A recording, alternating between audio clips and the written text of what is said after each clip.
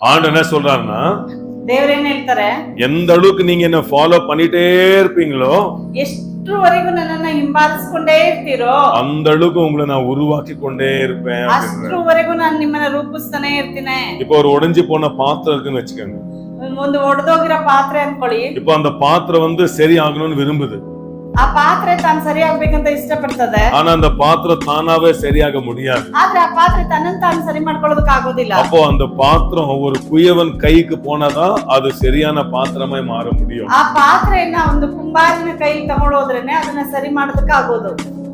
அதனால்தான் என்னுடைய வாழ்க்கை உங்க வாழ்க்கை எப்போ ஆண்டவருக்கு சமர்ப்பிச்சோமோ ಯಾವಾಗ ನಮ್ಮ ಜೀವಿತವನ್ನ ದೇವರ ಕೈಗೆ ಸಮರ್ಪಿಸಿದ್ವೋ அப்போ அவர் நம்மை ஒரு ப்ராசஸ் குள்ள கொண்டு போறாரு. ಅವರು ನಮ್ಮನ್ನ ಒಂದು ಪ್ರಾಸೆಸ್ ಅಲ್ಲಿ ತಗೊಂಡು ಹೋಗ್ತಾ ಇದ್ದಾರೆ. இதுக்குதான் நிறைய விசுவாசிக்கு இந்த ப்ராசஸ் பிடிக்காது.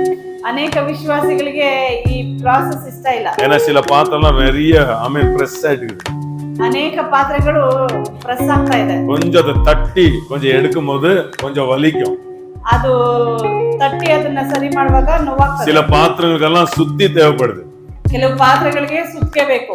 சில பாத்திரங்கள்லாம் கொஞ்சம் நெருப்பு நல்லா சூடு பண்ணி அதை பரிபூர்ணமா கரைச்சி ஒரு புதிய பாத்திரமா பண்ண வேண்டியதா இருக்கு. ಇನ್ನು ಕೆಲವು ಪಾತ್ರೆಗಳನ್ನ ಅದನ್ನ ಬೆಂಕಿ ಕರಗಿಸಿ ಆಮೇಲೆ ಹೊಸದಾಗಿ ಮಾಡ್ಬೇಕಾಗ್ತದೆ. அதனால ஆண்டவர் நம்மை உருவாக்குறதுக்கு யார வேணும்னா யூஸ் பண்ணலாம் ஆண்டவர். ಅದರಿಂದ ದೇವರು ನಮ್ಮನ್ನ ರೂಪಿಸೋದಕ್ಕಾಗಿ ಯಾರನ್ನ ಬೇಕಾದ್ರೂ ಉಪಯೋಗಿಸಬಹುದು. சில நேரத்துல உங்க கம்பெனி பாஸா இருக்கலாம், ಒಂದು ವೇಳೆ ಕಂಪನಿಯ ಬಾಸ್ ಇರ್ಬೋದು, வீட்டுல இருக்க உங்க மனைவியா இருக்கலாம், ಮನೆಯಲ್ಲಿರೋ ನಿಮ್ಮ ಹೆಂಡತಿ ಇರ್ಬೋದು, சில நேரத்துல உங்க கணவனா இருக்கலாம். ನಿಮ್ಮ ಯಜಮಾನ್ ಇರ್ಬೋದು. இவ்வளவு எரிஞ்சு எரிஞ்சு விழுறாத, எவ்வளவுதான் நம்ம அன்பு காட்டினாலும் எரிஞ்சே விழுறாரு இவரு அப்படி சொல்லுவாங்க நிறைய பேர். ಎಷ್ಟೇ ಪ್ರೀತಿ ಮಾಡಿದ್ರು ಹಾಗೆ ಉರ್ದು ಬೀಳ್ತಾರ ನೋಡು ಇವರು ಅಂತ ಹೇಳ್ತಾರ ಅನೇಕರು. ஏன்னா எப்ப நீங்க ஆண்டுக்கு உங்க வாழ்க்கையை கொடுத்துட்டீங்களோ ಯಾವಾಗ ದೇವ್ರ ಕೈ ನಿಮ್ಮ ಜೀವಿತವನ್ನ ಕೊಟ್ಬಿಟ್ರೋ அவரை போல உங்களை ஆக்க விரும்புறாரு.